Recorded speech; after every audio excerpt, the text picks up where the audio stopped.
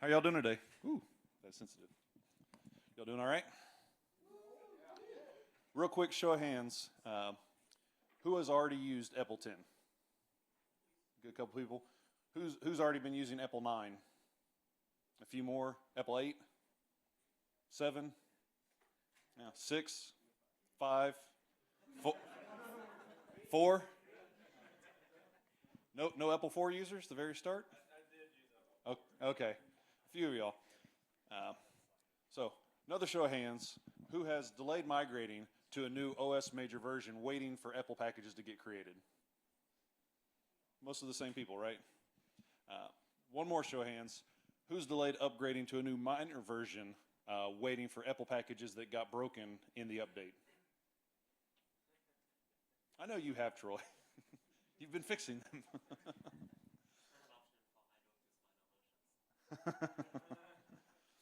So that sets the stage for what we're going to talk about today, the road to EPEL 10. Sean said, my name's Carl George, and I'm the EPEL team lead at Red Hat. First off, what is EPEL? Based on the show of hands, a lot of y'all already know, but just in case there's anyone in here that's new, just a level set, EPEL stands for Extra Packages for Enterprise Linux. It is an initiative within the Fedora project to provide extra packages for CentOS and Red Hat Enterprise Linux, or RHEL.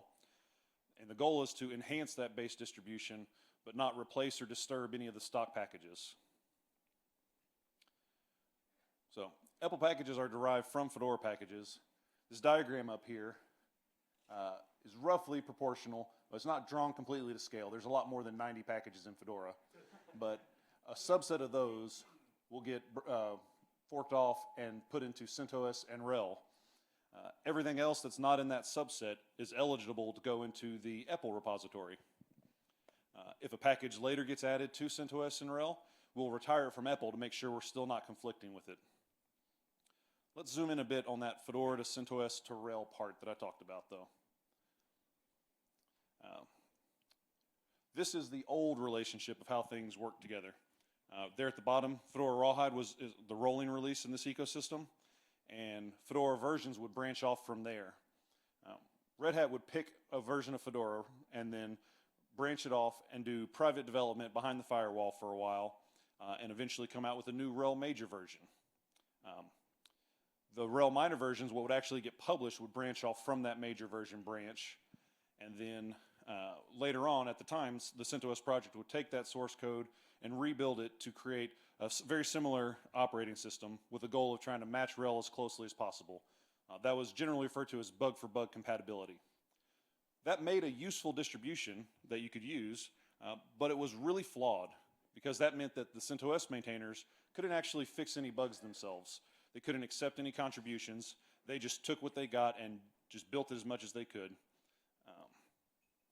And that also meant that contributing was, you really couldn't do it. Maintainers had to turn away contributions that they would otherwise like to take. You could contribute to Fedora, and then that would help get it into the next RHEL major version, but that may be multiple years away. So it was a very painful process. The good news is we fixed it. This is the modern relationship. Now, branching to the new major version happens in the CentOS project in public. And if you saw Troy's talk yesterday, he talked about the bootstrap phase. That's that initial dotted line there. And that's when there's a lot of changes, finalizing decisions on what versions of libraries and things are going to be in the next major version of RHEL. But at a certain point, that little bit of churn calms down, and then the CentOS project says, yeah, we're releasing it now. For CentOS 10, we just had that last month. And that's where that line up there turns solid. After that point, it's functioning as the RHEL major version branch, and RHEL minor versions branch off from there and become the RHEL product officially. What that means is that now, not only are RHEL developers CentOS developers now, that means that we can finally fix bugs in CentOS directly, and also accept contributions from all of y'all. You can send a pull request and get your change in that you want to see fixed into CentOS, and then it goes into RHEL after that, within, not in years, but in months. In this way, CentOS defines enterprise Linux, which is what you'll see on all your lanyards here. It still has to follow all the RHEL compatibility rules, though. There are literal contractual obligations on what can change between RHEL minor versions, And CentOS has to follow all of those rules because it's becoming the next minor version in a short period of time. So it still stays very similar. There are a few historical problems with EPEL though, and we hinted at those a little bit with the show of hands at the beginning. The first one is around minor versions. RHEL is very stable, but it's not completely frozen. Sometimes in those minor versions, there can be library changes that will affect EPEL packages. In the old model, there on top, EPEL only built against RHEL, and then it was also used on CentOS. That mostly worked, except for around a month, twice a year, where there was a rebuild gap, where RHEL had bumped to a new minor version, but CentOS hadn't released the corresponding minor version yet. The problem for EPEL maintainers was they had to choose if a package got broken by a library change, they could rebuild it immediately against RHEL, they would fix it on RHEL, but then break it for CentOS, or they could delay that decision, delay the rebuilding and leave it broken on RHEL for approximately a month and then rebuild it when CentOS caught up. Neither of these was a good option. Both had downsides, and it really came down to which users the maintainer was trying to prioritize, RHEL or CentOS. But because it was only about a month period, the problem was mostly ignored, and there wasn't really nobody had come up with at that point yet a way to solve that. In the new model, the problem kind of got inverted and exacerbated. Instead of CentOS being a month behind RHEL, now it's 3 to 6 months ahead of RHEL.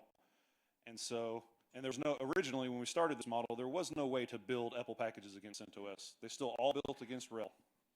And that longer gap between the two made the problem harder to ignore. And that's when we introduced EPEL Next. That was our first attempt at solving this problem. We launched that in June 2021 with EPEL 8 Next. And it was a way to build against CentOS only when you needed to, when you had a library difference between CentOS and RHEL. It wasn't a complete duplication. It was just for the packages that were affected by the library differences. I measured it at various points of time, and it was never more than 1%. It was usually a fraction of a percent of packages. Back to the point about how stable the overall platform is anyways. So it was a small problem, but if you had one of those packages that wouldn't install, you were upset and you didn't care that it was only 1% of packages. So the idea was that RHEL users would keep using EPEL with no changes. They didn't have to think about it. But CentOS users would enable EPEL and the EPEL Next repo, and then some packages in EPEL Next would be a higher version or higher release than the EPEL packages and then install and work correctly. So this did solve the basic problem. It allowed maintainers to target both CentOS and RHEL at the same time. And we implemented it kind of as a bolted-on solution without disturbing anyone's existing workflows. If maintainers didn't know about it, it didn't matter. They just kept building their EPEL packages like normal. We explicitly made it optional at first. But however, the negatives were it was often mistaken for a standalone repo. We had a lot of maintainers that thought they had to build in both EPEL and EPEL Next for every update, and that wasn't the intention at all. There was a decision process about when it was appropriate to do an EPEL Next update. And another problem was that we had no way to inherit builds. You got your stack of dependencies and whatnot working in EPEL Next, and then it was working on CentOS, and then a few months later, the library change would roll to RHEL, and then it would happen all over again. And that, for a single package, that's not that big a deal, but something like the KDE stack with tons and tons of packages that interrelated, that can be a very big chore that you don't want to go through twice. And I mentioned that it was optional. Being optional meant that a lot of people did opt to not use it, and that made a worse experience for CentOS users. The second big problem historically we've had is related to RHEL major versions. We talked about with the show of hands about waiting to upgrade your OS till packages were available. That's because every EPEL release we start fresh with an empty repo. Not everyone likes that, but there's a lot of good reasons why we do that. One of the most important ones is when we branch new packages for an EPEL release, that is the time that we check if it is in RHEL already or in CentOS already. And so we have to figure out, just at the very beginning, we'd have to figure out another way to check that either continuously or point in time. So we start each EPEL repo fresh, and so maintainers have to build that up from scratch each time.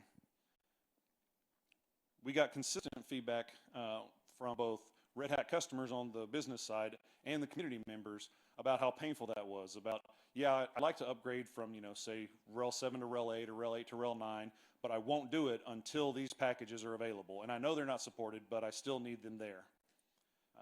This feedback directly led to the creation of the team I'm on now, the EPEL team. That's a somewhat recent thing that was created, I believe, in 2021, right after we did EPEL Next. First thing on our team agenda was EPEL 9. We wanted to use this as an opportunity to fix that major version problem. Our original plan was that we would launch EPEL 9 Next by itself, and then build that against CentOS, and then after RHEL 9 launched, rebuild all of those packages to quickly populate the EPEL 9 repo. That would let us launch EPEL 9 just a few days or weeks after the RHEL 9 launch, which would be much faster than we traditionally had in the past. But we got to looking at that and realized there were a few problems. One of the number one things was that people wanted EPEL 9 ready on day one of RHEL 9. And we've been telling people that, yes, CentOS, you can use it, and it is a really good preview of what's coming up in RHEL.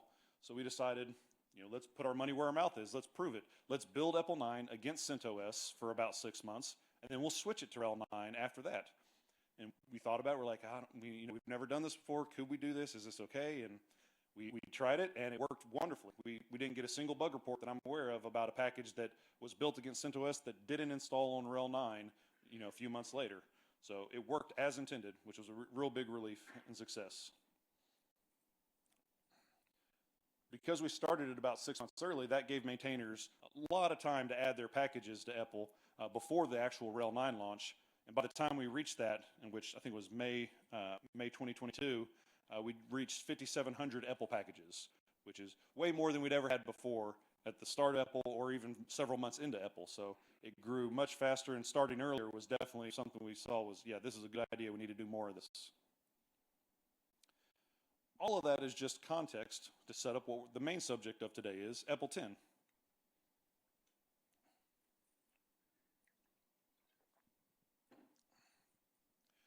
One of the big benefits of having a dedicated team at Red Hat to focus on EPEL is that we get to think strategically about EPEL for the long term. How do we improve this in the future? Not just be reactionary. No judgment to people that have worked on it in the past. They're all great people, and many of them are still involved.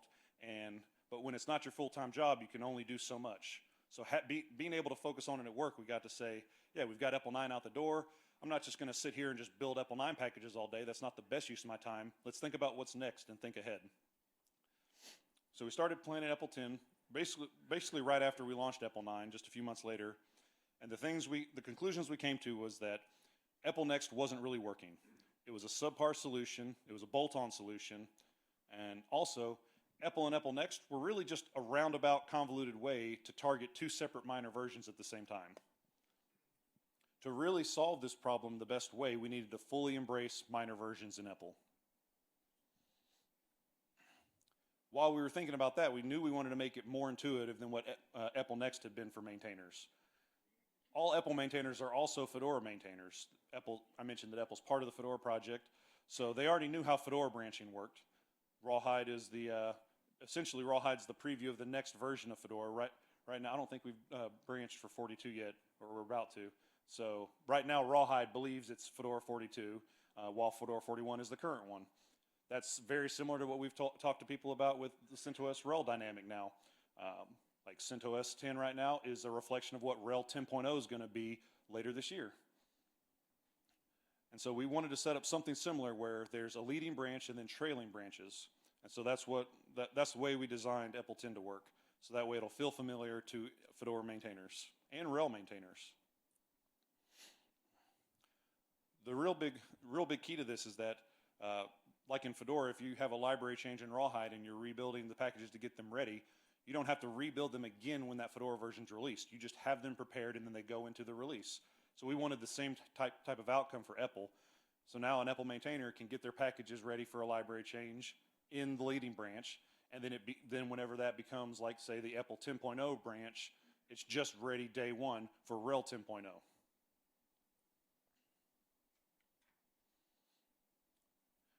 Aside from the specific branching mechanics, a higher level concept kind of started to emerge during this planning. EPEL is a community repo. So makes perfect sense that we would prioritize CentOS, the community enterprise operating system. An EPEL maintainer can just participate in community spaces and somewhat ignore RHEL and just work in EPEL and work in CentOS.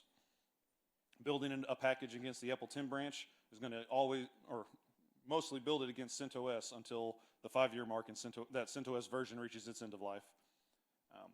Building against the minor version is going to build against the corresponding minor version of RHEL.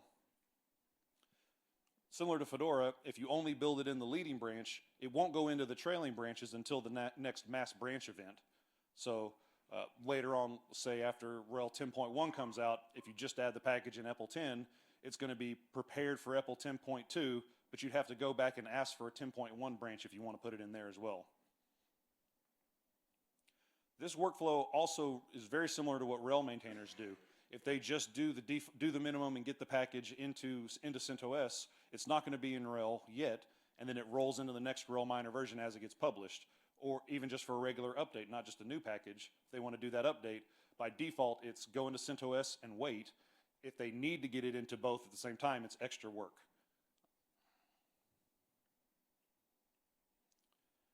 But this isn't just about benefiting CentOS. This also improves RHEL readiness. We used EPEL 9. EPEL 9 used CentOS 9 to start building packages in preparation for RHEL 9.0. In EPEL 10, we're really just extending this concept to every minor version, not just the .0. And I mentioned before that avoids the double rebuild problem that we were having with EPEL Next. So on day one of a RHEL minor version, those packages are already built and compatible and working. Enough planning. Time for the rubber to meet the road. We held an EPEL 10 Hackfest back in August at Flock. It was very successful. I see some of y'all that were there. Thanks for attending. We also used that to kick off a soft launch period. I mentioned about starting earlier and earlier. So this was before even the 6-month mark before the RHEL release. We started this. We didn't announce EPEL 10 to the general community, but we did say, maintainers, you can start building your packages and get things ready. And that was really successful because a few months after that, we officially launched EPEL 10 last month with over 10,000 packages available. So,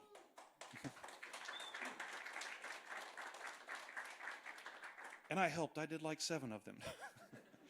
No, it's definitely a team effort, and the biggest thing is the best use of the EPEL team's time is not building packages all day long. It's how do we be a force multiplier and help the community do things like this and have a lot of packages available and get out of their way and make the workflows more improved.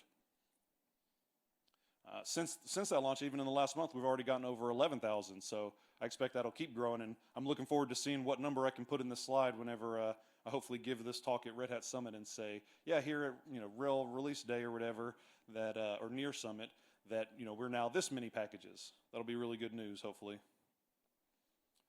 So that's our story so far, but this story is not yet complete. So a few events that we have upcoming. And warning, these are all just kind of projected expectations, no guarantees, no nothing. Don't take it to Vegas. Next month, we're going to do a mass branch event to create EPEL 10.0 branches. We already have EPEL 10 branches. And we'll create an EPEL 10.0 branch for every branch that already has an EPEL 10 branch. That's the mechanism to opt into that. We'll temporarily build that branch, that 10.0 branch, against a snapshot of CentOS 10, because CentOS 10 is going to move on to start having 10.1 content with the RHEL lifecycle. Meanwhile, in the EPEL 10 branch is going to move forward and start becoming EPEL 10.1, like what you would see in Bodhi. And then after the RHEL release, we'll actually switch EPEL 10.0 to build against RHEL 10.0. It's very similar to what we did for EPEL 9. And then we're going to rinse and repeat it for EPEL 10.1 in Q3 and Q4 later in the year, and for every minor release after that. So that's how we got here and where we're going. And I think I'm close to time, 5 more minutes, so just about right for a Q&A. I saw that hand up first.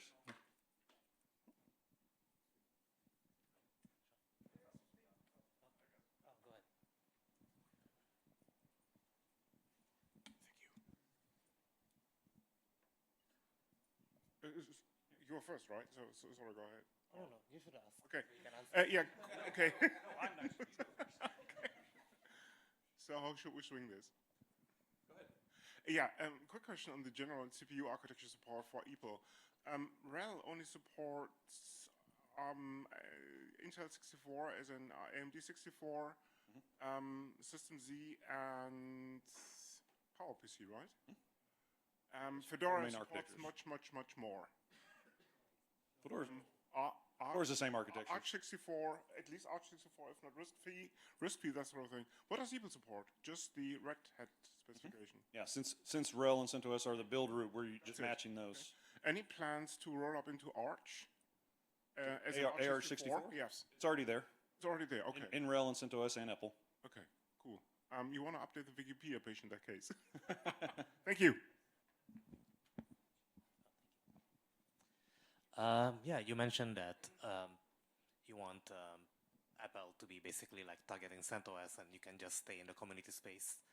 But that's what happens if like say like, hey, you know, like I don't care about RHEL, I only care about CentOS. Hypothetically, I do care, but what Question happens like a bug report against the package on RHEL, but it works on CentOS, like that scenario? if you get bug reports against packages only on the like branched like Apple 10.0? Right. Well, I cannot test and I cannot repro. That's why I tried to couch that statement a little bit with somewhat. You can somewhat ignore it. It's not really appropriate to just say, yeah, I'm ignoring all. Similar to a Fedora maintainer, you can't just say, I'm ignoring all bug reports for Fedora 40 because I only care about 41. That's not really appropriate. But it does affect how you prioritize things and how your outlook. The general approach there would be adding more co-maintainers. That's something we don't do enough of.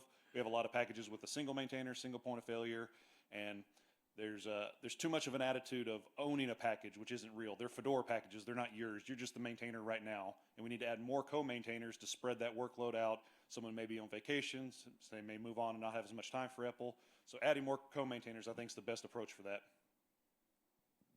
Where's the next question?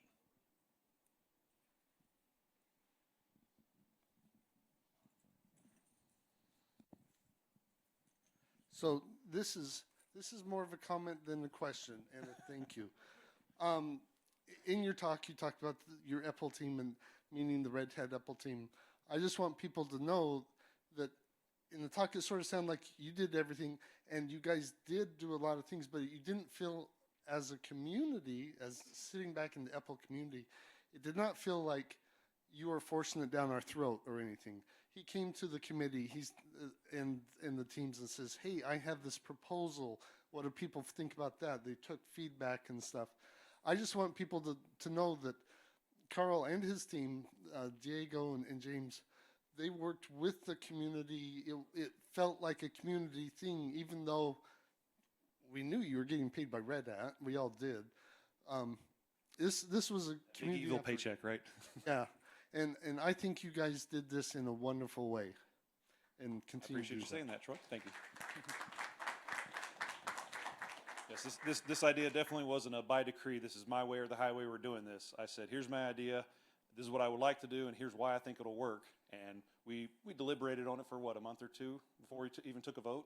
I think. Yeah. Maybe longer. Yeah, and it was. It was debated for about half a year. Yeah. Well, that was more the planning. That's at one point we said, yeah, we'll work out the details, but yes, this is the direction we're going. I took a vote on that.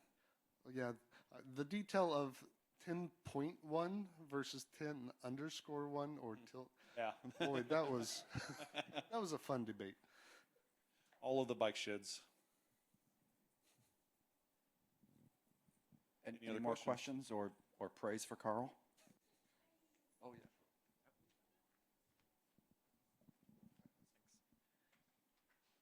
yeah. So for the Rust packages that we maintain in EPEL, we usually need to, so for EPEL 9, we usually need to hold back some updates because we need a newer compiler version, and those are only shipped with RHEL minor releases.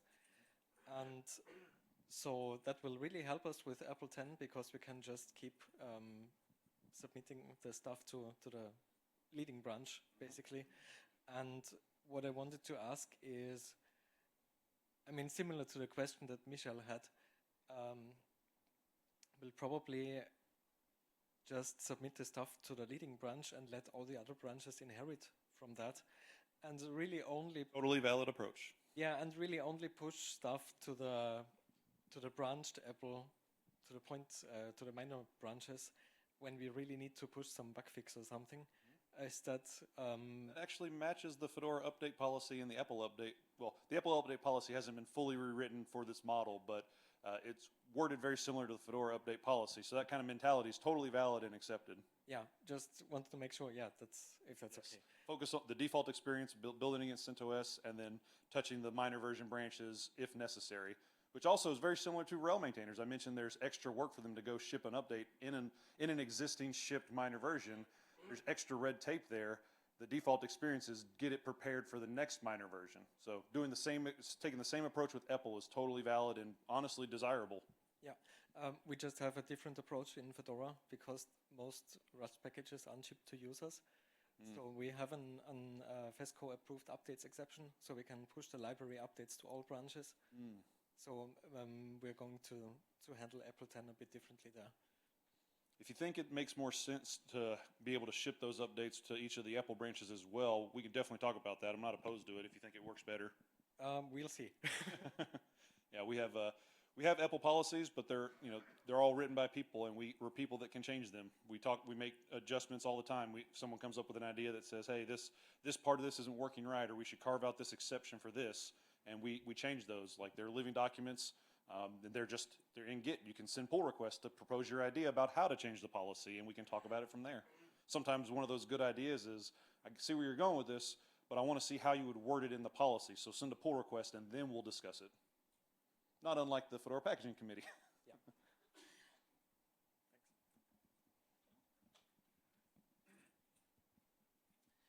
Carl, question. I know that we already discussed that, but it was not mentioned in the talk, so maybe if people are interested. How long will the minor branches be supported on the mirror network? Because you know where I'm coming to with my question for CBS. We have at the moment SIGs like Hyperscale needing to rebuild against EPEL. And for them, if they build against CentOS Stream, they will follow the main. So that's not a problem for them, but some other SIGs are also rebuilding against and for RHEL content from CBS point of view. I just have to know in advance how many different mirror URL I would need to catch and follow based on that. Is that automatic? Or So we're not trying to keep all the minor versions around forever. We talked about RHEL's EUS product as part of this proposal and explicitly said EUS releases are out of scope. For anyone unfamiliar, that's extended update support. That's where you say stay on RHEL 9.4 after 9.5 comes out, and even 9.6. There's certain minor versions that get longer updates. We left that out explicitly from the proposal originally. It's set up in a way we could add that on and leave branches open longer if we wanted to, but we're going to retire those releases. Basically, we'll retire 10.0 after 10.1 comes out, or rather, after the RHEL 10.1 comes out. So most of the time we'll have two of them at a time, like 10.1 and 10.0. For a brief window, we'll have 3, and then we'll go back to 2. So that's when they'll close up. It will be a little bit more storage space on the mirrors, but not all of them the whole time. And I know that you will be using some specific macro in the repo file just to point to that specific major.minor release. But that means that people who are eventually on older RHEL version at one point, the DNF macro will point to a repository that doesn't exist anymore, right? Yes, we're hoping that we can get that set up in Mirror Manager to point to archive releases. Okay, thanks. Yeah, so that makes it where even if you're even outside of using the EUS product or not, if you're just on an older minor version, you're not pointing at the latest EPEL that's built against the latest. That's another problem we've had historically. If someone chooses to stay on an older version, they might have some EPEL packages that stop working because they're targeting the latest minor version of RHEL. This will make it where they'll not going to get updates for those older packages, but they'll at least keep using packages that work. They'll keep you, if you're still on RHEL 10.0, you'll keep using RHEL 10.0 forever until you upgrade to 10.1. Okay, thanks a lot.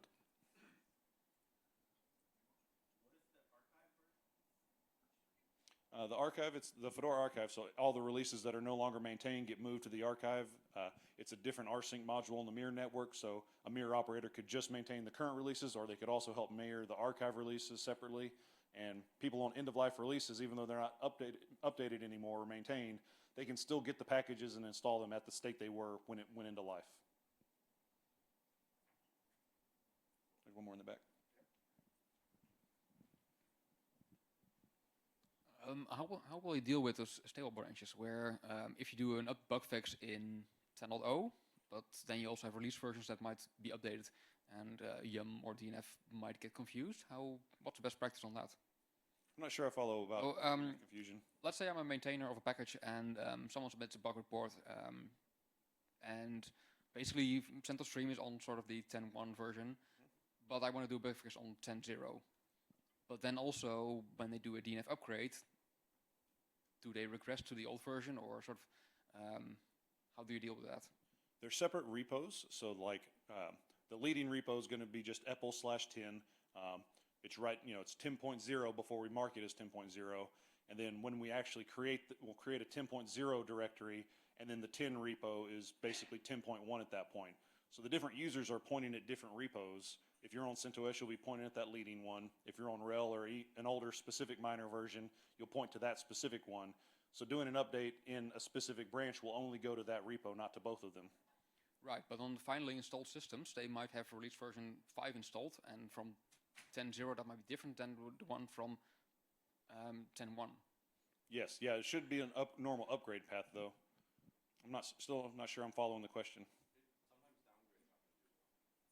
Yeah.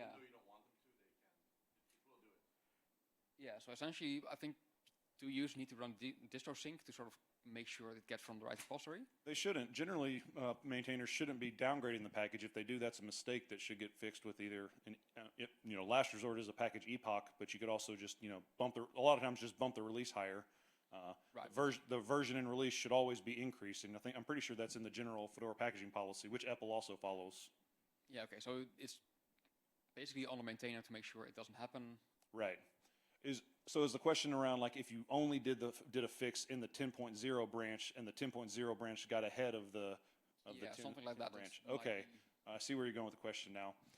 Yes, we need to address that in the EPEL packaging guidelines a little bit more, I think. We definitely want the default experience to be putting that fix in the EPEL 10 branch first. And it's somewhat similar to RHEL maintainers. If they do a fix in, say, RHEL 9.5 right now, it's on them to make sure that they don't break the upgrade path for users when 9.6 lands. They have to do it in 9.6, rather, in CentOS right now. And if they don't, then they're making a mistake in their job, and they need to fix that and keep the upgrade path going. Same thing for EPEL maintainers. We want that upgrade path to keep going on.